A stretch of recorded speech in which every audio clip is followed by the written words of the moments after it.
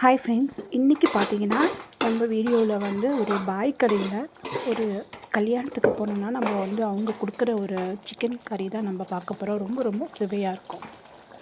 First வந்து பார்த்திங்கன்னா நம்ம நெய் எடுத்துக்கணுங்க. ஒரு 4 ஸ்பூன் நெய் எடுத்துக்கிட்டு நல்லா சோம்பு, பட்டை, லவங்கம், அதாவது கரம் மசாலா எல்லாமே கொஞ்சம் கொஞ்சம் போட்டால் போதும். எல்லாமே போட்டுட்டு அப்புறமா பார்த்திங்கன்னா நல்லா கொஞ்சம் வதங்கணும். வதங்கின அப்புறமா பார்த்திங்கன்னா நல்லா படப்படப்பன்னு சவுண்டு. இந்த டைமில் ஒரு 1.5 ஸ்பூன் இஞ்சி பூண்டு பேஸ்ட்டு போட்டுக்கோங்க. அதுக்கப்புறம் பார்த்திங்கன்னா அதுவும் நல்ல ஒரு பச்சை வாசனை போகணும். அதுக்கப்புறமா பார்த்திங்கன்னா நம்ம வந்து ஒரு 1/2 கிலோ அளவு நல்லா பேஸ்ட் பண்ணது வெங்காயம், சின்ன வெங்காயமாக இருக்கட்டும் பெரிய வெங்காயமாக இருக்கட்டும், எது இருந்தாலும் சரி, அது நல்லா பச்சை வாசனை போகணும். நம்ம சிக்கனை வந்து கழுவி நல்லா மஞ்சத்தூள் போட்டு கொஞ்சம் வினிகர் போட்டு வாஷ் பண்ணிட்டிங்கன்னா அந்த ஒரு வாசனை வராது, நல்லா மெத்துன்னு இருக்கும். இது நல்ல ஒரு டிப்புங்க, ட்ரை பண்ணி பாருங்கள். அப்புறமா இந்த சிக்கனை தூக்கி அதில் போட்டுட்டு கொஞ்சம் நேரம் டைம் பிடிக்குங்க. இது அந்த வாசனை வந்து கமன்னு வாசனை வரும்.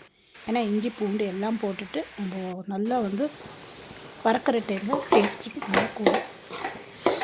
கொஞ்சமாக உப்பு போட்டுட்டு ஒரு பச்சை மிளகா, காரத்துக்கு தகுந்த மாதிரி பச்சை மிளகா போட்டுக்கோங்க. ஸ்பெஷலாக என்னென்னு பார்த்தீங்கன்னா இது ரொம்ப டேஸ்ட் கொடுக்குறது வந்து கொஞ்சமாக வந்து சில்லி பவுடரு, கரம் மசாலா, தனியா பொடி, இந்த 3மே வந்து நம்ம தனியாக வறுத்துக்கணும். லைட்டாக வறுத்துட்டு அந்த சிக்கனில் போட்டுடணும். போட்டுட்டு அப்புறமா நீங்கள் நல்லா கிண்டி விட்டுருங்க.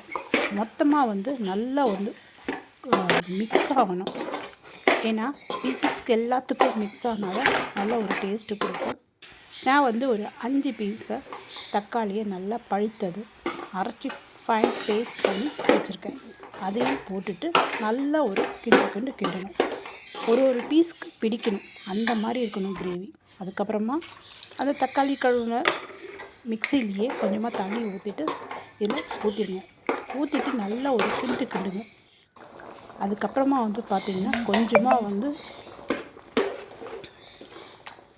நம்ம கிட்ட வெந்தயம் கீரை இருந்தால் போடலாம். கொஞ்சமாக கையில் நல்லா நனைச்சி போட்டுக்கோங்க.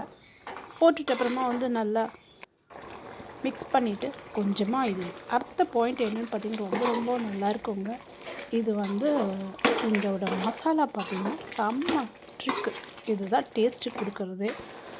நம்ம வந்து கிரில் சிக்கனுக்கெல்லாம் யூஸ் பண்ணுவாங்க அதிகமானது, அதை தான் நம்ம போட போகிறோம். அதுக்கப்புறமா பார்த்திங்கன்னா இந்த பேஸ்ட்டு பார்த்திங்கன்னா தேங்காய், அதாவது உணக்க தேங்காய், ட்ரை தேங்காய் போட்டுக்கணும். அப்புறம் முந்திரி, கசகசா, இது எல்லாமே பேஸ்ட்டு பண்ணி அரைச்சி அதில் ஊற்றிடணும். அதுவும் நல்லா ஒரு மிக்ஸ் பண்ணிடுங்க. நல்லா ஒரு மிக்ஸ் பண்ணிட்டோன்னா சூப்பரான ஒரு சிக்கன் கிரேவி முஸ்லீம் ஸ்டைலில் வரும்.